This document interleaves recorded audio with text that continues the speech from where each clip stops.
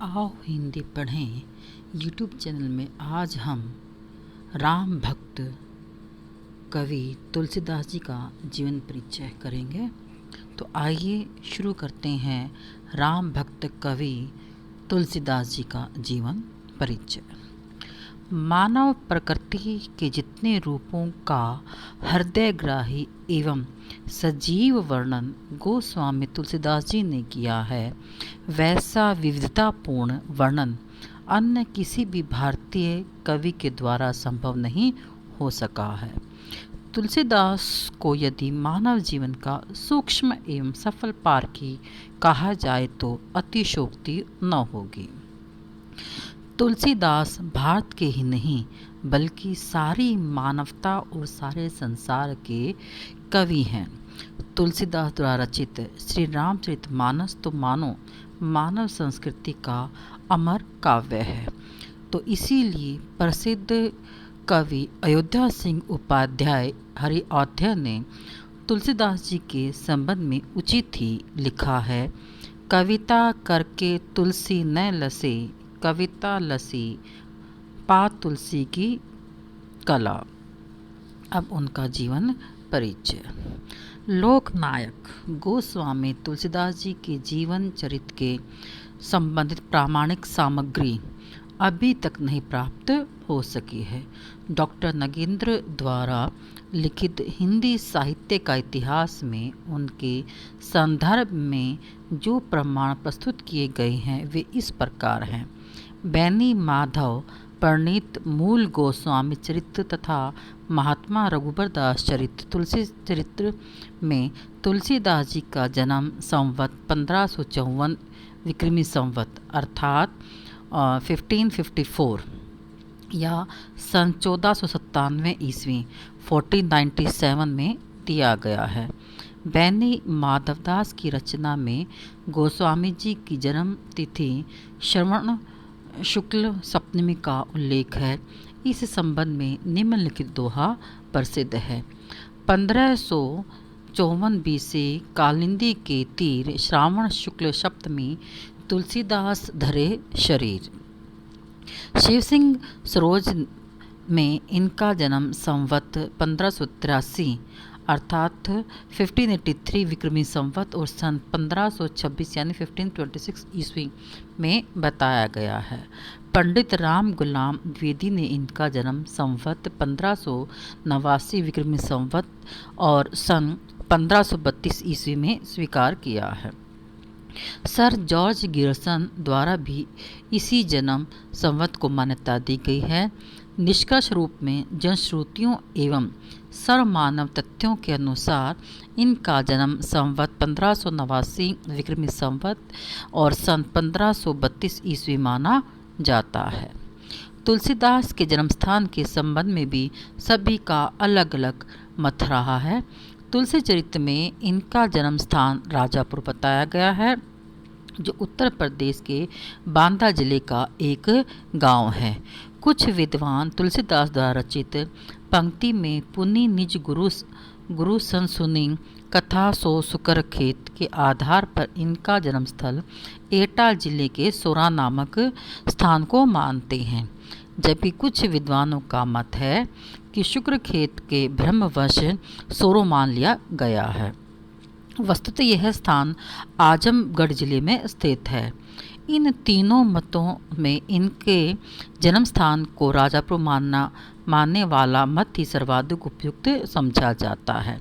कुछ जनश्रुतियों के आधार पर यह माना जाता है कि गोस्वामी तुलसीदास जी के पिता का नाम आत्माराम दुबे एवं माता का नाम हुलसी था।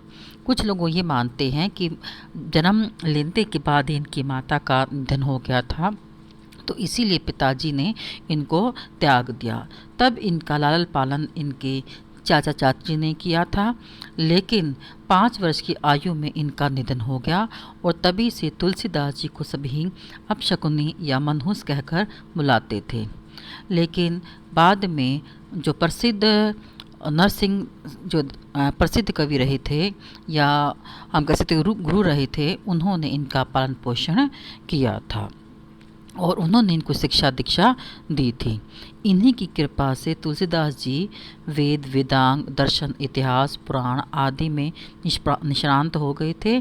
और उसके पश्चात उन्होंने ही अपने एक भक्त पंडित दीनबंधु पाठक की पुत्री रत्नावली से इनका विवाह कर दिया जाता। कहा जाता है कि रत्नावली विदुषी होने के साथ साथ काफ़ी रूपवती पत्नी भी थी और तुलसीदास उनके रूप पर अत्यधिक मोहित थे।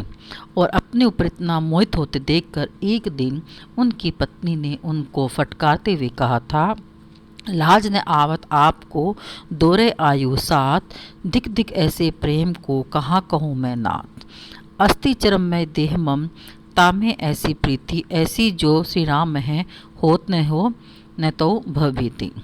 कहने का अर्थ ये है कि आप जब वो अपने मायके गई हुई थी तो उस समय से उनका फटकारा था और तुलसीदास जी उनके पीछे पीछे चले गए थे। तो इसीलिए अपने पति को अर्थात तुलसीदास जी को फटकारते हुए कहती है गुस्से में कि आपको शर्म नहीं आती कि आप मेरे मायके में भी मेरे पीछे पीछे दौड़ कर चले आ गए हों। ऐसे प्रेम को तो धिक्कार है और हे ना तुम ऐसा तुम बार बार मुझे प्रेम करते तो इसके तुम्हारे ऊपर यह धिक्कार है कि ये मेरा शरीर तो जो है अस्थि और चर्म या का बना हुआ है और तुम्हें इतनी प्रेम हो गया है, अगर तुम ऐसी प्रीत श्री राम से लगाओ तो तुम भवसागर पार उतर जाओ। तो अपनी पत्नी की ऐसी फटकार सुनकर तुलसीदास जी तुरंत वहाँ से निकल जाते हैं और फिर और उसके पश्चात सांसारिक मोह माया और भोगी में विरक्त होकर चल देते हैं। खीन के हृदय में राम भक्ति जागृत हो उठ जाती है और घर को त्याग कुछ दिनों के लिए ये काशी में रहने लग जाते हैं और फिर वहाँ से अयोध्या चले जाते हैं। बहुत दिनों तक ये चित्रकूट में भी रहे। यहाँ पर उनकी भेंट अनेक संतों से हुई और संवत 1631 विक्रमी जो सन 1574 ईस्वी में अयोध्या जाकर इन्होंने रामचरितमानस की रचना की। यह रचना 2 वर्ष 7 मास में पूर्ण हुई। इसके बाद इनका अधिकांश समय काशी में व्यतीत हुआ तथा संवत 1680 विक्रमी संवत यानी सन 1630 ईस्वी में इनकी मृत्यु हो गई। इनकी मृत्यु के संबंध में यह दोहा प्रसिद्ध है, संवत 1680 गंग के तीर, श्रावण शुक्ल सप्तमी, तुलसी तज्जो शरीर।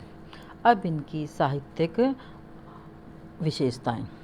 तुलसीदास जी के विलक्षण प्रतिभा से संपन्न उत्कृष्ट कवि, महान लोक नायक और श्री राम भक्त के परम भक्त थे। इनके द्वारा लोक साहित्य रचा गया जो महाकाव्य श्री रामचरितमानस संपूर्ण विश्व साहित्य के अद्भुत ग्रंथों में से एक है। इस ग्रंथ के माध्यम से राम भक्ति की पावन मंदाकिनी प्रवाहित करके इन्होंने जन जन का जीवन कृतार्थ कर दिया। श्री रामचरितमानस में तुलसी के कवि रूप, भक्त रूप एवं लोक नायक रूप का परम उत्कर्ष दृष्टिगोचर होता है। भाव, भाषा, उद्देश्य, कथा वस्तु, संवाद एवं चरित्र चित्रण की दृष्टि से यह एक अद्वितीय ग्रंथ है। इस ग्रंथ के माध्यम से इन्होंने जिस आदर्शों का भावपूर्ण चित्रण किया है वे युग युग तक मानव समाज का पथ प्रदर्शन करते रहेंगे। विनय पत्रिका में इनकी भक्ति भावना की पराकाष्ठा देखते ही बनती है।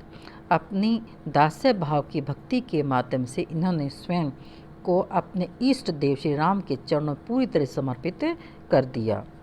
ये अपना संपूर्ण जीवन श्री राम के गुणगान में लगा देना चाहते थे। समन्वय की भावना इनके काव्य की प्रमुख विशेषता रही है। इन्होंने संपूर्ण, सगुण, निर्गुण, ज्ञान, भक्ति, शैव, वैष्णव और विभिन्न मतों एवं संप्रदायों में समन्वय के उद्देश्य से अत्यंत प्रभावपूर्ण भावों की अभिव्यक्ति की। इनका संपूर्ण काव्य शिवम की भावना से ओतप्रोत है। अपने काव्य में इन्होंने जिन नीतियों, आदर्शों का एवं आचरणों का दर्शाया है वे समस्त मानव जाति के लिए मंगलकारी हैं। अब उनकी रचनाएं। कवि कुलगुरु तुलसीदास जी की 12 रचनाओं का उल्लेख मिलता है। सबसे पहले रामलला महचू। गोस्वामी जी ने लोकगीत की सोहर शैली में इस रामलाल छू ग्रंथ की रचना की है। यह इनकी प्रारंभिक रचना है। दूसरी है वैराग्य संजीवनी। इसके 3 भाग है। पहले भाग में 6 चंदों में मंगलाचरण है, दूसरा संत महिमा वर्णन और तीसरा भाग शांति भाव वर्णन का है। अगली है रामाज्ञा प्रश्न। इसमें शुभ अशुभ शकुनों का वर्णन है। यह ग्रंथ 7 सर्गों में है। इसमें राम कथा का वर्णन किया गया है। जानकी मंगल। इसमें कवि ने श्री राम और जानकी के मंगलमय विवाह उत्सव का मधुर शब्दों में वर्णन किया है। श्री रामचरितमानस। इस विश्व प्रसिद्ध ग्रंथ में कवि ने मर्यादा पुरुषोत्तम श्री राम के चरित्र का व्यापक वर्णन किया है। पार्वती मंगल। यह मंगल काव्य है। गय पद होने के कारण इसमें संगीतात्मकता का गुण विद्यमान है। इस रचना का उद्देश्य शिव पार्वती विवाह का वर्णन करना है। गीतावली। इसमें संकलित 230 पदों में राम के चरित्र का वर्णन है।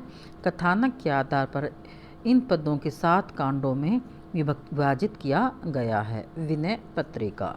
विनय पत्रिका का विषय भगवान राम को कलयुग के विरुद्ध प्रार्थना पत्र देना है।